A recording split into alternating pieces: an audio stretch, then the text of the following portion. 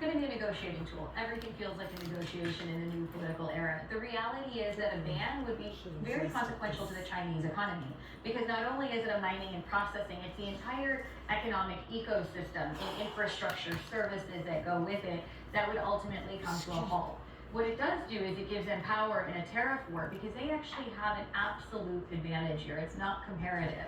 So the idea is that, you know, by the tariffs come back down to a more reasonable level, it stimulates their economy, but ensures that we have access to this very critical material. Let's talk about future possible alternatives to Beijing. The United States government is investing in facilities here in the US, it's investing in a facility in South Africa, it's considering investing in Brazil. Is there an alternative when it comes to these rare earths to Beijing?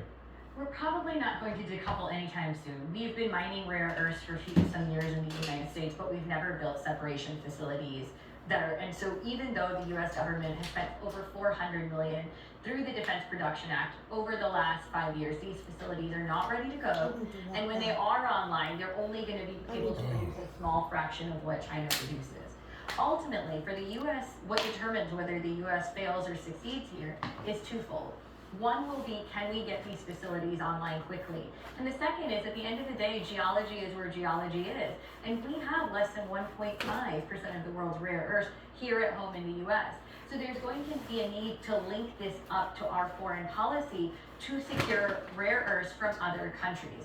We've seen it feature quite prominently in the discussion in the last few months in the context of potential engagement with Ukraine and Greenland. There are many other sources of rare earths, and as we've seen even with the Chinese president in Vietnam and Malaysia, they're looking to do the same thing to cement a certain dominance.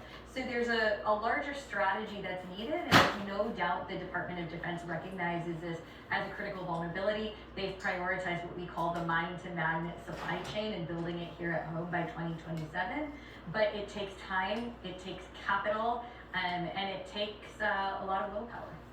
Gracelyn Bhaskaran, thank you very much. Thanks for having me.